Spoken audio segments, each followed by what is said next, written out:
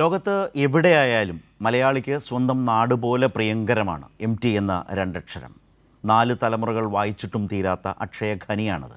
മലയാളം ഉള്ളിടത്തോളം മലയാളത്തിൻ്റെ ഈ മഹാപ്രതിഭയ്ക്ക് മരണമില്ല. ആധുനിക മലയാളത്തെ സവിശേഷമായ വിധത്തിൽ മുന്നോട്ട് കൊണ്ടുപോകുന്നതിൽ അദ്ദേഹത്തോളം വലിയ സംഭാവന നൽകിയ മറ്റൊരാളെയും നമുക്ക് അത്ര വേഗത്തിൽ എടുത്തു പറയാൻ കഴിയില്ല. അത്രമേൽ ആവേശത്തോടെ, അത്രമേൽ ഭാഷയെ ചേർത്ത് നിർത്തിയ, നമ്മുടെ സംസ്കാരത്തെ ചേർത്ത് നിർത്തിയ, നമ്മുടെ എഴുത്തിനെ നവീകരിച്ച ഏറ്റവും മഹാനായ മഹാപ്രതിഭയായ എഴുത്തുകാരൻ തന്നെയാണ്, യാതൊരു സംശയവുമില്ല. ആ നിലയിൽ വളരെ സാർത്ഥകമായിട്ടുള്ള, അർത്ഥപൂർണമായിട്ടുള്ള ഒരു ജീവിതത്തിനാണ് വിരാമമായിട്ടുള്ളത്. ശ്രേഷ്ഠപൂർണമായ ജീവിതം എന്ന് തന്നെ നിസ്സംശയം നമ്മൾക്ക് പറയാം. കാരണം അദ്ദേഹം കൈവച്ച മേഖലകളിലൊക്കെ അദ്ദേഹത്തിൻ്റേതായ ഒരു മുദ്ര ചാർത്തി. MT എന്ന് പറയുന്ന ആ രണ്ടക്ഷരം യഥാർത്ഥത്തിൽ മലയാളിക്ക് അത്രമേൽ ആദരവും അത്രമേൽ പ്രിയങ്കരവുമാണ് എന്നുള്ളതാണ്. സാഹിത്യ ലോകത്ത് അത്രമേൽ പരിചിതരല്ലാത്ത മലയാളി പോലും അദ്ദേഹത്തിൻ്റെ ചലച്ചിത്രങ്ങളിലൂടെ അദ്ദേഹത്തെ ഏറെ അടുത്തറിഞ്ഞിട്ടുണ്ട്. അത്രമേൽ നാടകകൃത്ത് എന്ന നിലയിലും അദ്ദേഹം, അതുപോലെ തന്നെ അദ്ദേഹത്തിൻ്റെ തന്നെ ഒരു ചിത്രത്തിന് വേണ്ടി അദ്ദേഹം ഗാനരചന നടത്തിയിട്ടുണ്ട്. അതുപോലെ തന്നെ ഏറ്റവും ബഹുമാന്യനായിട്ടുള്ളൊരു പത്രാധിപർ എന്ന നിലയിൽ അദ്ദേഹം മലയാള സാഹിത്യത്തിനും മലയാള മാധ്യമ ലോകത്തിനും മുൻപിൽ നിൽക്കുന്നുണ്ട്. അങ്ങനെ സവിശേഷതകൾ ഏറെയാണ് MTയെക്കുറിച്ച് പറയുമ്പോൾ. അത് നമ്മൾ ഇന്നലെ മുതൽ കേൾക്കുകയാണ്. കഴിഞ്ഞ കുറേ ദിവസങ്ങളായി അദ്ദേഹം ഈ പറഞ്ഞതുപോലെ ആരോഗ്യനില അതീവ ഗുരുതരമായി തുടരുന്ന ഒരു സാഹചര്യമായിരുന്നു. ആശുപത്രിയിൽ കഴിയുന്ന സമയമായിരുന്നു. ഓരോ നിമിഷവും അദ്ദേഹത്തിൻ്റെ ആരോഗ്യനില എങ്ങനെയുണ്ട് എന്ന് മലയാളി തിരക്കുന്നതിലൂടെയാണ് കഴിഞ്ഞ ദിവസങ്ങളൊക്കെയും നമ്മുടെ മുമ്പിലൂടെ കടന്നുപോയത്. അതിൻ്റെ ഒടുവിലാണ് ഇന്നലെ വൈകുന്നേരം അദ്ദേഹത്തിൻ്റെ ആ വലിയ മഹത്തരമായ ജീവിതം അവസാനിക്കുന്നത് ഇന്നലെയാണ്. ഡിസംബർ 25. അങ്ങനെ യേശുദേവൻ്റെ തിരുപ്പിറവി കൊണ്ട് ലോകമെമ്പാടും ആ ദിനത്തെ അടയാളപ്പെടുത്തുമ്പോൾ മലയാളത്തെ സംബന്ധിച്ച് ഇനി അങ്ങോട്ട് ഡിസംബർ 25 എന്ന് പറയുന്നത് MTയുടെ വേർപാടിൻ്റെ ഒരു കാലം അവസാനിക്കുന്നതിൻ്റെ കൂടി അടയാളപ്പെടുത്തലായി ഡിസംബർ 25 മാറുന്നു എന്നുള്ളത് കൂടിയാണ്. അപ്പോൾ നമ്മൾ കാണുകയാണ്, നമ്മൾ അറിയുകയാണ് MT അദ്ദേഹത്തിൻ്റെ സാഹിത്യ ചക്രവാളത്തെക്കുറിച്ച്, സിനിമാ ലോകത്തെക്കുറിച്ച്, അദ്ദേഹത്തിൻ്റെ വ്യക്തിത്വത്തെക്കുറിച്ച്. അദ്ദേഹം തുഞ്ചൻ പറമ്പിനെ ഇന്ന് കാണുന്ന തുഞ്ചൻ പറമ്പായി 90കൾക്ക് ശേഷം 91 മുതലാണ് അതിൻ്റെ നേതൃത്വത്തിലേക്ക് അദ്ദേഹം വരുന്നത്. അദ്ദേഹത്തിൻ്റെ ദീർഘവീക്ഷണമാണ്. തലയെടുപ്പോടെ ആ തുഞ്ചൻ പറമ്പിനെ, മലയാളത്തിൻ്റെ തുഞ്ചൻ പറമ്പിനെ ഇന്ന് കാണുന്ന നിലയിലേക്ക് ഉയർത്തിക്കൊണ്ടുവരുന്ന നിലയിലേക്ക് കൃത്യമായ ദിശാബോധത്തോടെ അതിനെ മുന്നോട്ട് നയിച്ചതും അദ്ദേഹമാണ് എന്നുള്ളത് കാണാം. അതിലൊക്കെ അദ്ദേഹം മുന്നോട്ട് വെച്ച കാഴ്ചപ്പാടുകളുണ്ട്. അത് മതനിരപേക്ഷമായിട്ടുള്ള വളരെ ശക്തമായ അടിത്തറയിൽ നിന്നുകൊണ്ട് ചിന്തിച്ച, പ്രവർത്തിച്ച മനുഷ്യനാണ്, എഴുത്തുകാരനാണ്. ആ നിലകളിലൊക്കെയാണ്, പത്രാധിപരാണ്. ആ നിലകളിലൊക്കെ MTയെക്കുറിച്ച് നമ്മളിങ്ങനെ ഓർത്തുകൊണ്ടിരിക്കുന്നു, സംസാരിക്കുന്നു. അദ്ദേഹത്തെക്കുറിച്ചുള്ള വ്യത്യസ്തങ്ങളായിട്ടുള്ള അനുഭവങ്ങൾ ഓരോ മേഖലയിൽ നിന്നും നമ്മുടെ മുമ്പിലേക്ക് വന്നുകൊണ്ടിരിക്കുന്ന, വർഗീയതയുടെ ആസുരമായ ഈ കാലത്ത് അതിനും എത്രയോ മുമ്പ് അതിൻ്റെ അപകടത്തെ തിരിച്ചറിഞ്ഞുകൊണ്ട് അതിനെതിരായ ചെറുത്തുനിൽപ്പിൻ്റെ കൂടി ഒരു പേരാണ് MT എന്നുള്ളത് മലയാളത്തെ സംബന്ധിച്ച്, മലയാള സാഹിത്യ ലോകത്തെ സംബന്ധിച്ച്, സാംസ്കാരിക പ്രവർത്തകരെ സംബന്ധിച്ച് തുടർന്ന് അങ്ങോട്ടും വലിയ ഊർജ്ജം പകരുന്നത് തന്നെയാണ്. ഇപ്പോൾ ഡോക്ടർ NP ചന്ദ്രശേഖരൻ ചേരുന്നുണ്ട്. കൈരളി ന്യൂസിൻ്റെ ഞങ്ങളുടെ ന്യൂസ് ആൻഡ് കറണ്ട് അഫയേഴ്സ് കൺസൾട്ടൻ്റാണ്. NPC അദ്ദേഹത്തിൻ്റെ ഒരു സാഹിത്യ ലോകത്തിലൂടെ, അദ്ദേഹം എന്ന വ്യക്തിയിലൂടെ പതിറ്റാണ്ടുകളിലൂടെ സഞ്ചരിച്ചവരാണ് മലയാളികൾ. അദ്ദേഹത്തിൻ്റെ സവിശേഷതകളെ ഒന്നൊന്നായി ഓർത്തെടുക്കുകയാണ് മലയാളത്തോട് ചേർന്ന് നിൽക്കുന്ന ആളുകൾ. അത് അഭിനേതാക്കളാകാം, വലിയ സാഹിത്യകാരന്മാരാകാം, പുതിയ സാഹിത്യകാരന്മാരാകാം, അദ്ദേഹത്തെ അടുത്തറിയുന്നവരാകാം, മാധ്യമപ്രവർത്തകർ. അങ്ങനെ സമൂഹത്തിൻ്റെ നാനാ തുറകളിലുള്ള മനുഷ്യർ അദ്ദേഹത്തെക്കുറിച്ച് അവരുടേതായ ഒരു ഇഷ്ടത്തോടെ, ആദരവോടെ MT ഓർക്കുന്ന ഒരു ഘട്ടത്തിലൂടെ കടന്നു പോകുമ്പോൾ അദ്ദേഹത്തിൻ്റെ സവിശേഷതകളിൽ NPCയുടെ ഊന്നൽ എവിടെ നിന്ന് തുടങ്ങും? അതെ, മലയാളിക്ക് മഹാസങ്കടത്തിൻ്റെ ഒരു ദിവസമാണിത്.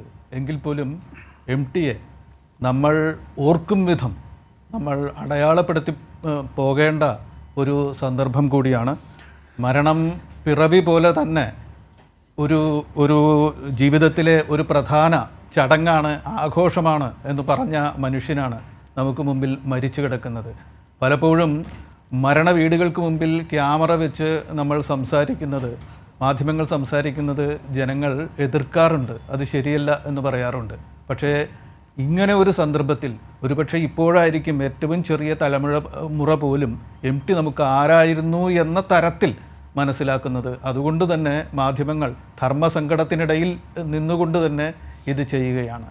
MTയെ ഓർത്തെടുക്കുമ്പോൾ ശരത്ത് പറഞ്ഞതുപോലെ തന്നെ നമ്മുടെ ഒരു അടയാളമായിരുന്നു. ഒരു എഴുത്തുകാരൻ, ഒരു സാംസ്കാരിക പ്രവർത്തകൻ, സാംസ്കാരിക നായകൻ എങ്ങനെയായിരിക്കണം എന്ന് പറയുന്നതിൻ്റെ സമ്പൂർണതയാർന്ന ഒരു ചിഹ്നമായിരുന്നു MT നമുക്ക്.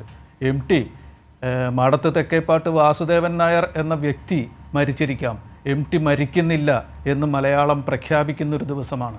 മലയാളമാണ് മരിച്ചത് എന്ന് മലയാളികൾ വേദനിക്കുന്ന ഈ ദിവസം മലയാളിയുടെ മനസ്സിലെ മൗനപ്രഖ്യാപനം അത് തന്നെയായിരിക്കും, MT മരിക്കുന്നില്ല എന്ന്.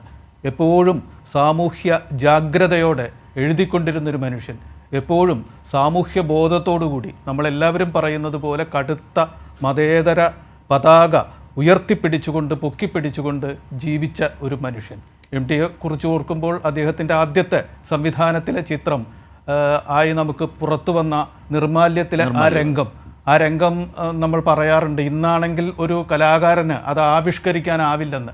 MTയും PJ ആൻ്റണിയും ചേർന്ന് നമുക്ക് തന്ന ആ ചിഹ്നം നമ്മുടെ അന്ധവിശ്വാസങ്ങൾക്കും അനാചാരങ്ങൾക്കും നേരെ കാർക്കിച്ചു തുപ്പുന്ന ആ ചിഹ്നമുണ്ടല്ലോ, അതാണ് MTയെ ഓർക്കുമ്പോൾ നമുക്ക് മനസ്സിൽ സൂക്ഷിക്കാവുന്നത്, ഇപ്പോൾ എടുത്തു പറയാവുന്നത്. ശരത്ത് നേരത്തെ പറഞ്ഞ പോലെ കേരള സാഹിത്യ അക്കാദമി എങ്ങനെ പ്രവർത്തിക്കണം, തുഞ്ചൻ പറമ്പ് എന്ത് മാതൃക കാട്ടണം എന്ന് നമുക്ക് കാണിച്ചു തന്നതാണ്. പലപ്പോഴും MT ആയിട്ട് പോലും MTയെ ആക്രമിക്കാൻ വേണ്ടി വർഗീയവാദികളൊക്കെ മുന്നിട്ടിറങ്ങിയിട്ടുണ്ട്. തുഞ്ചൻ പറമ്പിനെ പോലും വിവാദ കേന്ദ്രമാക്കി മാറ്റുന്ന തരത്തിൽ MTയെ ആക്രമിക്കുന്ന പദ്ധതികൾ, സാമൂഹ്യ പദ്ധതികൾ മുന്നോട്ട് വന്നിട്ടുണ്ട്.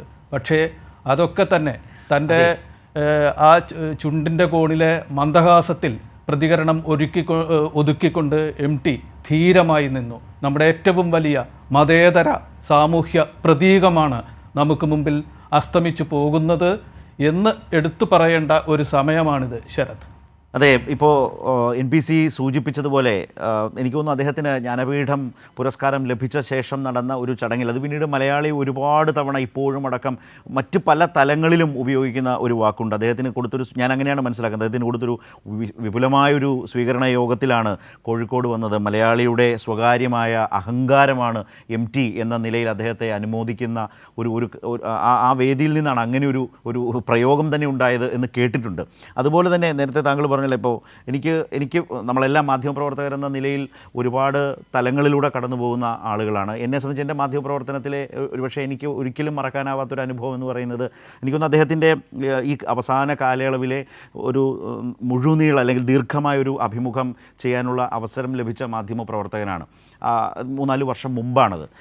അത് വലിയ തിരക്കുകൾക്കിടയിൽ അദ്ദേഹത്തോട് ചോദിക്കുമ്പോൾ അദ്ദേഹത്തോട് എല്ലാവരും അടുക്കുന്നത് അല്പം ഭയാശങ്കകളോടെയും ഏറെ ആദരവോടെയുമാണല്ലോ. അപ്പോൾ അങ്ങനെ ഞാനിങ്ങനെ മടിച്ച് ചോദിക്കുമ്പോൾ ആവാം നമുക്ക് സംസാരിക്കാമെന്ന് പറയുകയും ആ സംസാരം എപ്പോൾ വേണമെങ്കിലും അദ്ദേഹം ആഗ്രഹിക്കുമ്പോൾ നമുക്ക് നിർത്താമെന്ന മനോഭാവത്തോടുകൂടി ചോദ്യകർത്താവായി ഞാനിരിക്കുകയാണ്. പക്ഷേ അദ്ദേഹം ഇങ്ങനെ വാചാലമായി സംസാരിച്ചു പോകുന്നത് ഞാനിങ്ങനെ ആസ്വദിച്ചിരുന്ന ഒരു അനുഭവം എൻ്റെ മുമ്പിലുണ്ട്. അവിടെ നേരത്തെ NPC പറഞ്ഞൊരു കാര്യമുണ്ട്, വർഗീയതയ്ക്കെതിരെ അതിശക്തമായി സംസാരിക്കുന്ന, പ്രത്യേകിച്ച് രാജ്യഭരണം ഇങ്ങനെ വർഗീയതയുടെ ഒരു വലിയ ഘട്ടത്തിലൂടെ കടന്നു പോകുമ്പോഴാണ് ഇതെല്ലാം മനസ്സിൽ വെച്ചുകൊണ്ടുള്ള ചോദ്യങ്ങളിലേക്കും ആശങ്കകളിലേക്കും വരുമ്പോൾ വലിയ ആശങ്കയോടെ ജീവിക്കുന്ന മലയാളത്തിൻ്റെ മഹാനായ വലിയ എഴുത്തുകാരനെയാണ് ഞാനിന്ന് കാണുന്നത്. അത്ര ആകുലതയോടെ അദ്ദേഹം വർഗീയതയ്ക്കെതിരെ, അദ്ദേഹം പറയാണ്, നമ്മുടെയൊക്കെ നാട്ടിലെ പൂരങ്ങൾക്കും പെരുന്നാളുകൾക്കും വരെ ഈ വർഗീയ ചിഹ്നങ്ങൾ മുദ്രകൾ വന്നു കഴിഞ്ഞു.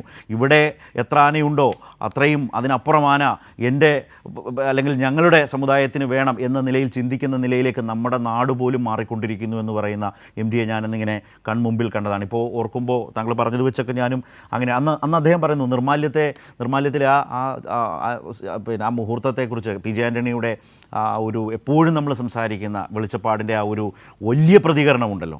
ഇന്നത്തെ കാലത്താണെങ്കിൽ അങ്ങനെ ചെയ്യാൻ കഴിയുമോ, എനിക്കും ചെയ്യാൻ കഴിയില്ല എന്ന് പറയുന്ന നിലയിൽ നാട് മാറിയതിനെക്കുറിച്ചൊക്കെ സംസാരിച്ച ഒരു MD ഇങ്ങനെ ഭാഷയെക്കുറിച്ച്, അത് മറ്റൊരു അനുഭവമാണ്. ഭാഷയെക്കുറിച്ചൊക്കെ ഇത്രമേൽ ജാഗ്രതയോടെ ഒരു പടയാളിയെപ്പോലെ, ഒരു സൈന്യാധിപനെ പോലെ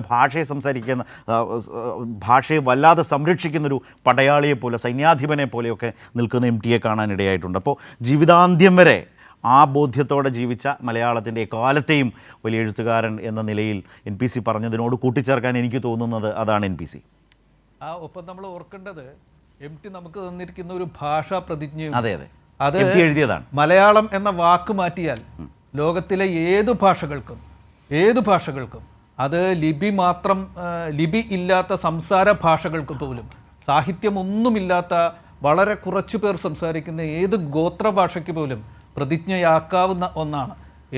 MTയുടെ സാമൂഹ്യ ധാരണകൾ, MTയുടെ രാഷ്ട്രീയ നിലപാടുകൾ, എം ടിയുടെ ഭാഷാശാസ്ത്രപരമായ ഉൾക്കാഴ്ച ഒക്കെ പ്രതിഫലിക്കുന്ന ഒന്നാണ്.